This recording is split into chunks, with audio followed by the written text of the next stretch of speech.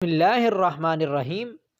حضرت زکریا رحمۃ اللہ علیہ نے فضائل درود میں ایک واقعہ لکھا ہے کہ ایک عالم عبد الرحمن ملا جامی نے ایک قصیدہ لکھا اور کہنے لگا کہ اسے میں رسول صلی اللہ علیہ وسلم کے پاس لے کے جاؤں گا۔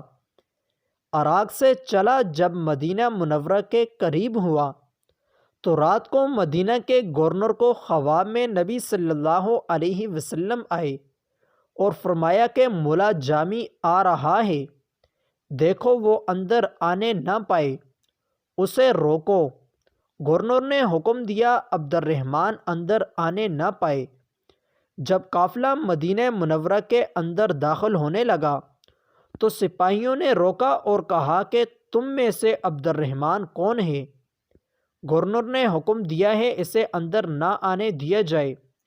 اس نے کہا اچھا ٹھیک ہے، سائٹ پر ہو گیا۔ دوسرے دن عبد الرحمن ملا جامی دوسرے راستے سے آ گیا۔ گورنر کو پھر خواب آیا، عبد الرحمن آ رہا ہے، روکو۔ گورنر نے حکم دیا، عبد الرحمن کو روکا گیا۔ تیسرے دن پھر آ گیا۔ نبی صلی اللہ علیہ وسلم پھر خواب میں آئے کہ عبد الرحمن آ رہا ہے، روکو اسے۔ اگر عبد الرحمن ملا جامی اندر آ گیا تو حالات خراب ہو جائیں گے۔ تیسرے دن عبد الرحمن کو گرفتار کیا گیا تو اس نے گورنر سے پوچھا کہ آپ مجھے کیوں روک رہے ہو؟ میں نے کیا کیا ہے؟ تو گورنر نے کہا رسول صلی اللہ علیہ وسلم 3 دنوں سے میرے خواب میں آ رہے ہیں اور مجھے کہہ رہے ہیں کہ عبد الرحمن جامی کو اندر نہ آنے دیا جائے۔ تو کہنے لگا اچھا، محمد صلی اللہ علیہ وسلم پاس آنے سے روک رہے ہیں۔ اب معشوق اپنے عاشقوں کے لیے دروازے بند کر رہے ہیں اور اپنے دیدار نہیں کرنے دے رہے۔ یہ کہتے ہوئے جان نکل گئی۔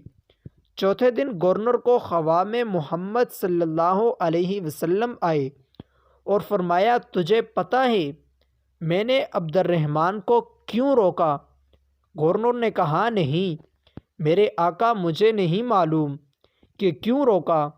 آپ صلی اللہ علیہ وسلم نے فرمایا میں نے اسے اس لیے روکا کہ اس نے میری شان میں ایک قصیدہ لکھا تھا، اگر وہ آ کر قصیدہ میرے قبر مبارک کے پاس پڑھ لیتا تو اللہ کی قسم مجھے قبر سے باہر آنا پڑتا اور میں ملا جامی کو گلے لگا لیتا اور میری امت فتنے میں پڑ جاتی۔